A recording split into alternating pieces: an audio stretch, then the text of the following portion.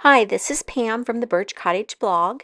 In this video tutorial, I'd like to show you how to make these scrappy note cards along with the envelopes and the paper flowers.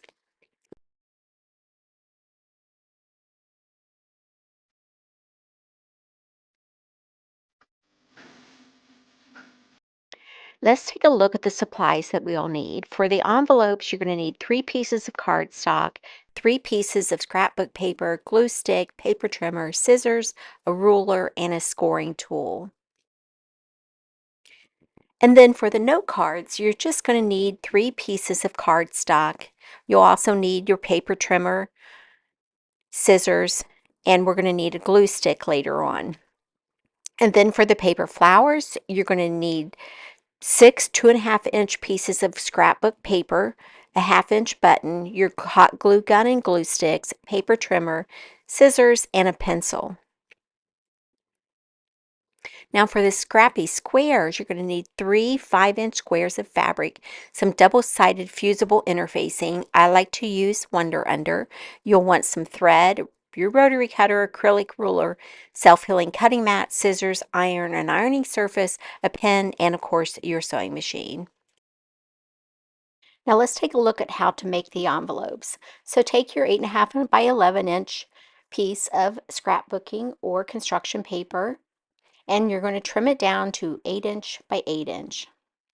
And you want to do that for 3 pieces of paper because this tutorial makes 3 note cards. Again, trim all 3 pieces down to 8-inch by 8-inch. Once you have that done, lay your piece of paper, your square, so that it is diamond shaped laying in front of you. And then you'll measure over 3¼ inches from each corner and make your scoring line. Do that with all 4 corners of your envelope construction paper. Once you've done that, you're going to take your scissors and cut out the triangle that was created on each side of the paper, right where your scoring lines meet. And then we will fold the paper up along each scoring line. Again, I'm just trimming away a little bit more of that corner.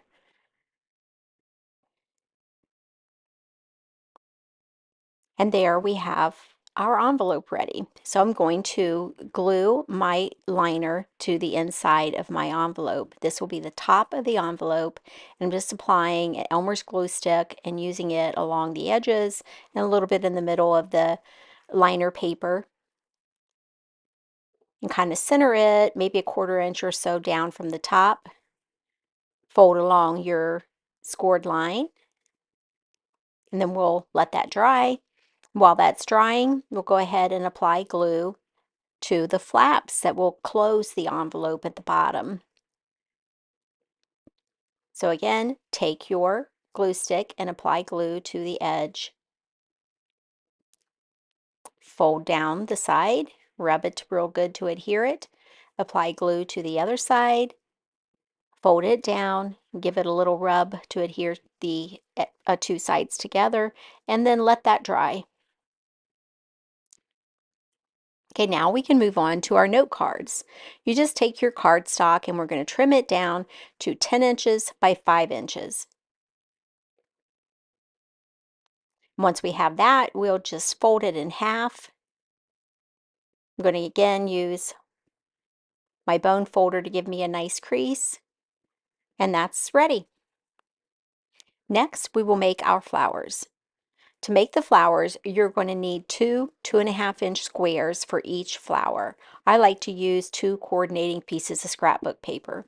You'll take those 2.5-inch squares and you'll fold them in half and then fold them in half again. So fold it in half and then fold that in half so you have a nice tiny little square. So just repeat that with each of your 6 pieces of 2.5-inch squares of scrapbooking paper. And then once you have all your squares folded into little squares, we're going to take a pencil and draw a petal of a flower. You're going to use the folded pointed corner as your base and then just draw a flower. We'll take our scissors and we'll cut out the petal. You'll see the fold that we left will keep that petal together. Repeat that with each of the other 5 pieces of the 2.5-inch squares. You can use more if you'd like. You could put 3 layers of petals together. You could use all the same paper. You could use different papers. I like to use 2 contrasting pieces of scrapbooking paper. Okay, so once we have those all ready, we're going to take a pencil and roll the tips of the petals to give it some curl. And you'll just continue rolling each of the tips and kind of shape your flower so it'll lay the center of it flat and the ends will curl outward or downward, just like that. Once you have all your flower pieces ready, you're going to take your hot glue gun and glue the 2 sections together. Just layer one section of petal on top of the other, and then on the top of that, you'll put a dab of hot glue and affix your button. Set all that aside and we'll work on our scrappy squares. You're going to take 3 5-inch squares of fabric.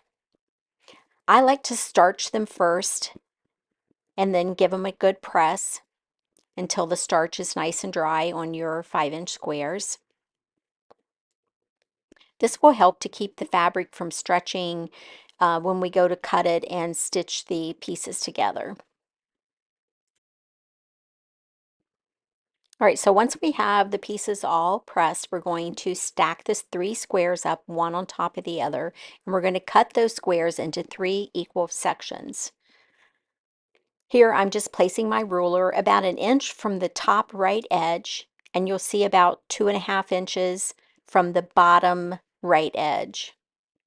And let's make that 1.5 inches from the top right edge.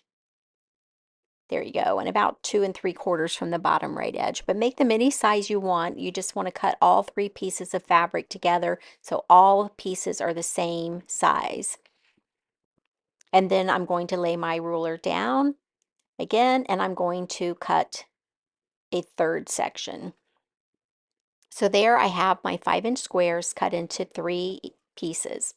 I'm going to take those 3 pieces and rearrange them into 3 new 5-inch squares.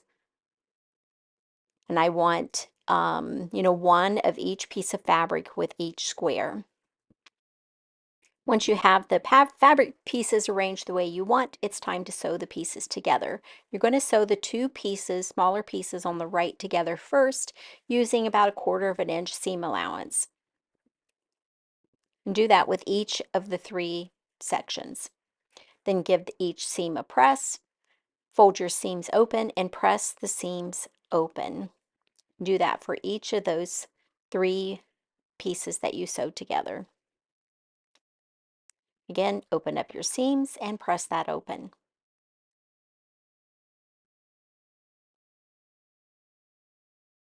And do it with the 3rd piece.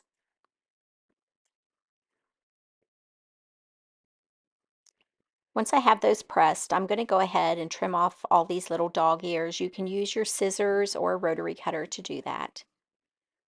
And once you have those dog ears trimmed, we'll be ready to stitch those pieces together with the bigger piece for our squares. So take it back over to the sewing machine. I'm going to lay down the top of my square on the left and my 2 pieces that coordinate with it. And I'm just going to center those up along that long edge and again stitch a 1/4 inch seam allowance. I'll get all these lined up together so I can just kind of chain piece them. Again, we're going to start, needle down, and stitch a 1/4 inch seam allowance. Make sure that seam there is pressed open and that you don't stitch it so it's folded to one side or the other. It should lay nice and flat. And again, without cutting the threads or raising my needle, I'm going to stitch the 2nd piece, and then I'm going to take my 3rd piece. Oh, I had a problem with my threads. Okay, stitch the third piece, and then again, I'll take it over, press my seam to set the seam, this thread, and then press each of those seams open. So take the fabric, open up the seam with my fingers, and then give it a good press with my iron. You can use steam if you like. And do that with each of the 3 squares.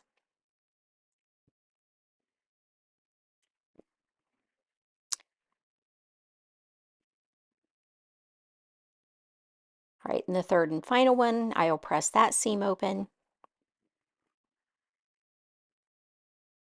Kind of folded that down, press it open, turn it over to the other side, make sure everything's laying nice and flat. Okay, I'm going to take those squares and I'm going to trim it down to 4 inches by 4 inches. So trim each of your 3 squares down to 4 inches square.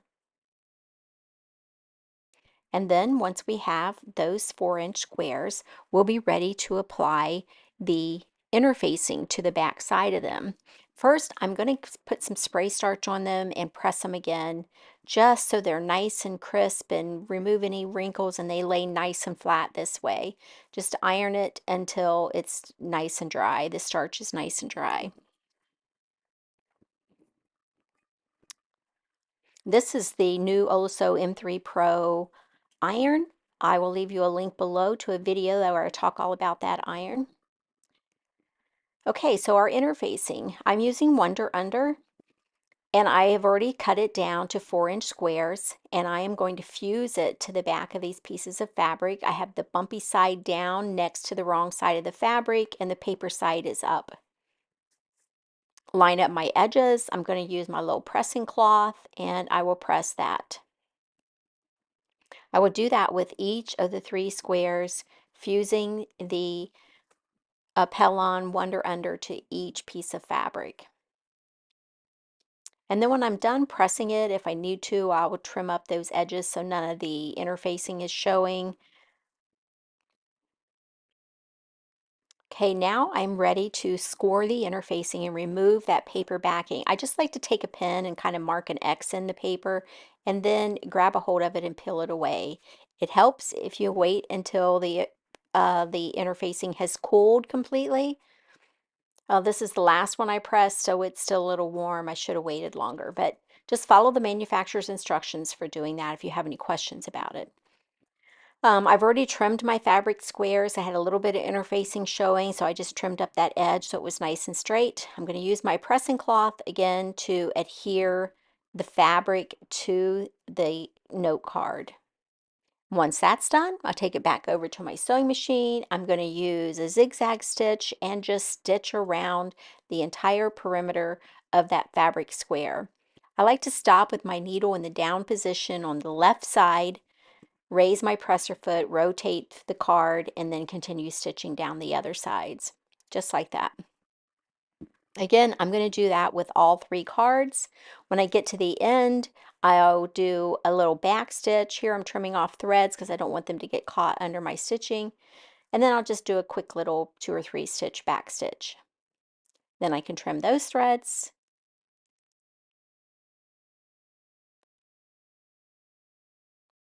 And that card is all stitched. And while, like I said, I'll repeat that for the other 2. You can lay out the fabric squares any way that you want to on your card. Here's some examples of some others that I've made. Now I'm ready to adhere my paper flower to the front of the card. I'll just use my hot glue gun, apply it to the back of the flower, use a little pressure, and apply it to where I want it. I'll do that with each of the 3 note cards. These are so fun and easy to make. You'll want to make lots of them. These are samples of some of the ones that I have made. I hope you have enjoyed this tutorial. If you did, be sure to like it below, subscribe to my YouTube channel, and please come visit me over on the Birch Cottage blog. Thank you.